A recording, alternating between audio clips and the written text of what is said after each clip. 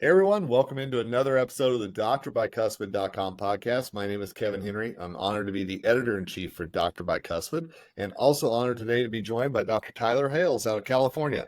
Dr. Hales, how are you today? Great. Thanks for having me today, Kevin. Hey, excited to have you. Excited to pick your brain a little bit whenever it comes to smile design and really how you built your practice around that. But before we dive into that, I want people to know a little bit more about you. Yeah, so my name is Dr. Tyler Hales. I'm a cosmetic dentist that specializes in smile makeovers and veneers. It's been a long journey to where I am at today. So I'm excited to kind of share that today with how I got there and really created this brand that you kind of see whatever. And one of the things as I've gotten to know about you has been that I know mentorship is very important to you, as well as finding that niche and really expanding that to grow your practice. And I'm curious, how did you really get so interested in veneer smile design and really those smile makeovers?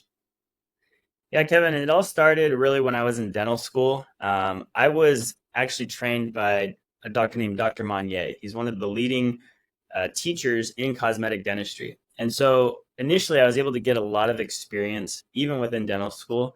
And then as I got out, I was able to meet mentors and people that were able to teach me about how amazing cosmetic dentistry is and how we could bring it even further within a brand that I was able to represent. I saw that there was a lot of limitations when it came to cosmetic dentistry and the way it was being done.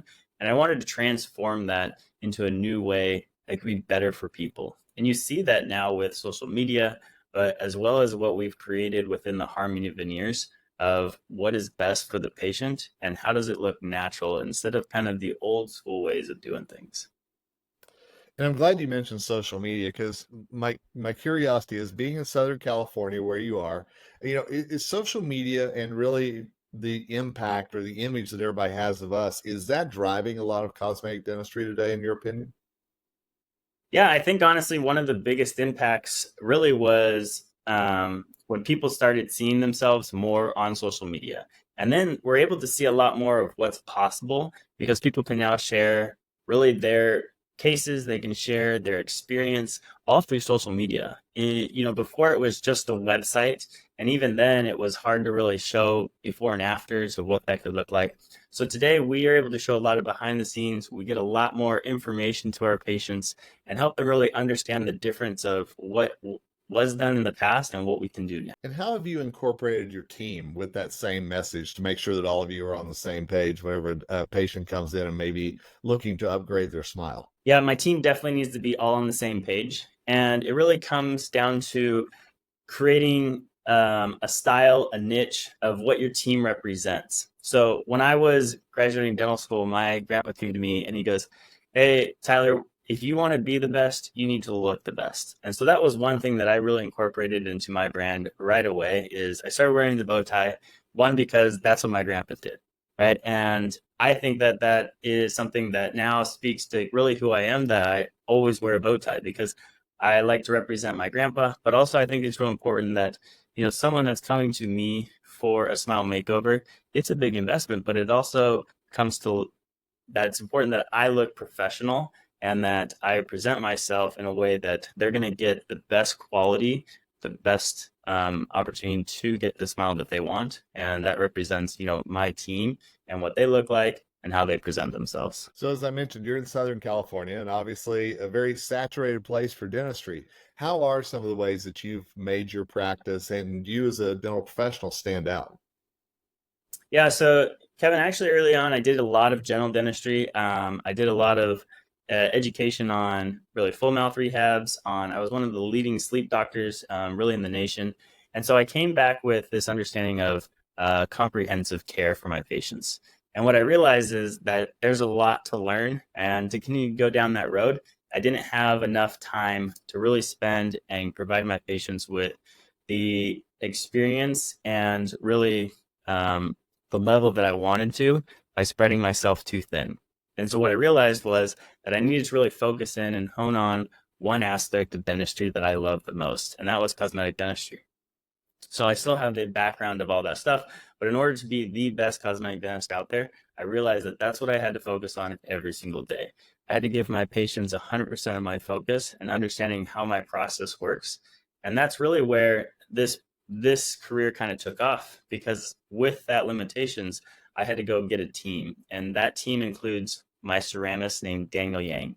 And what we've been able to do is sit together and understand the dynamics of porcelain and then the dynamics of dentistry, and then how did they overlap and incorporate for the best outcome of the patient.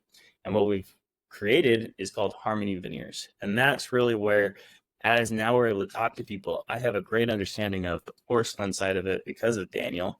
And we sit down and we create a game plan for each individual. And now, if I was doing all the other stuff, I wouldn't have time to spend each case of my patients to get them the quality and level that they deserve.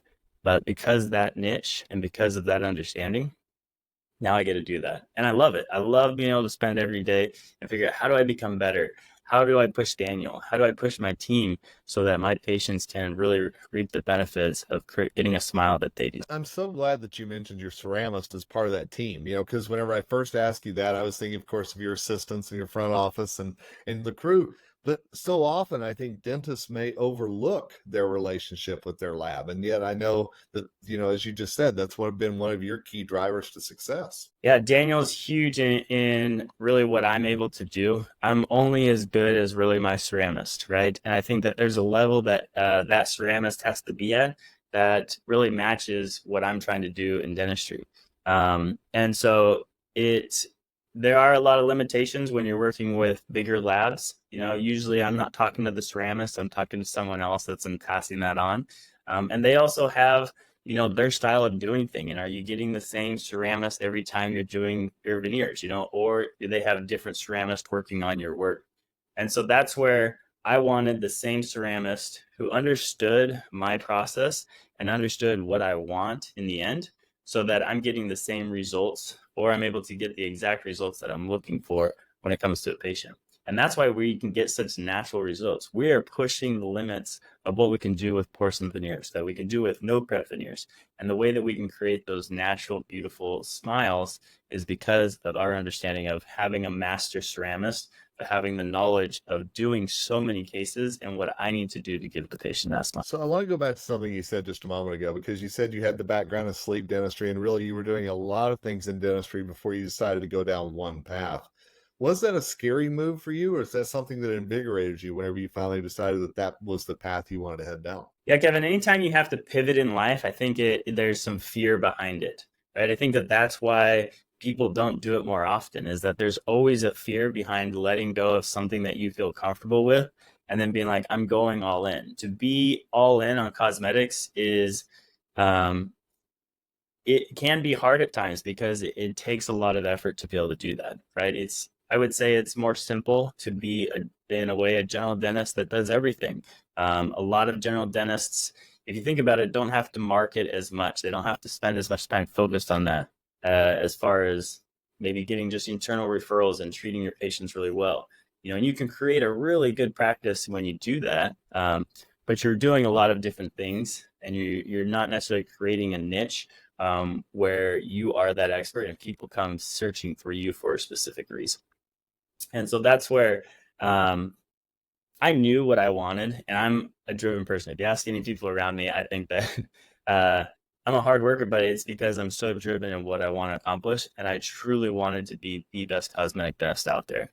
And that's what motivates me, is not just because I want to do it for myself, but I want to do it for my patients. And I knew that the end goal was really what I wanted. And so when I was able to dive in and let go of everything else, it was an easy decision for me, because that excitement and that vision of what I have overcame any fears that I was able. Again, we're on with Dr. Tyler Hales today, who's a cosmetic dentist out of Southern California, talking about his journey and where he is now. And I'm curious, because one of the things whenever you and I were first introduced to each other that I read about you is that it's very important, you believe, to have a short-term plan, like a 3-year plan, and really be able to embrace that. And I'm curious, how has having that plan impacted the growth of not only your career, but your business as well? Yeah, I mean, my plans changed, over the years, but it's important that if I really understand, for example, when I wanted to just go into cosmetics, well, I had to understand what that's going to take for the next 3 years. Right? I couldn't just make a plan that, okay, I'm going into cosmetics and we'll see what happens. No, I knew what I wanted the outcome to be, but I had to have a very specific plan of how I was going to make that happen. That means that, okay, what is my 3-year plan, but then work backwards to get to what I'm going to have or how I'm going to achieve that.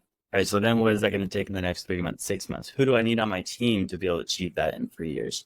I also needed to know, my competition, but also all the numbers that it's going to take to achieve that.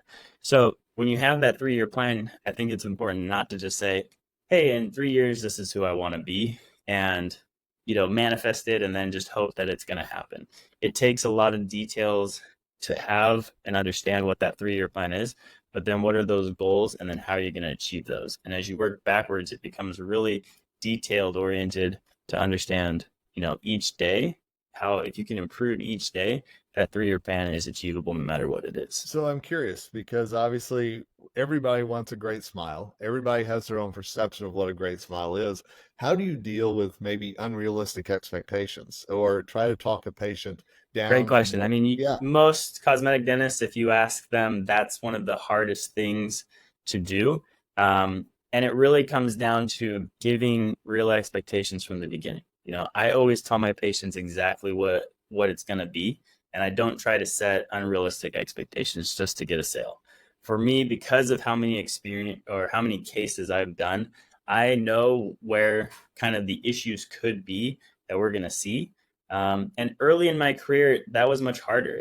I didn't always understand where I thought I could promise certain things, but it wasn't realistic. And you definitely run into those issues when you don't know. So having that experience and being able to really educate my patient on, hey, here's what I'm seeing for you. I often see people come to me and they've gone to a lot of different dentists that have given them recommendations. And I try to help them understand, look, every dentist may have a different game plan for you.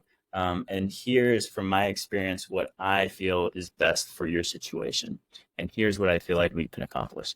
And as long as you're super open, your patients are really understanding, if they trust you. And so I think that that's where it comes down to, is just a level of trust. And if your patients trust you, then I don't feel like you're going to really run into the issue of, giving them an unrealistic expectation. I love that you build trust into it. I think that that's so important for any dental practice, especially one, again, that's in such an area where there's so much competition out there.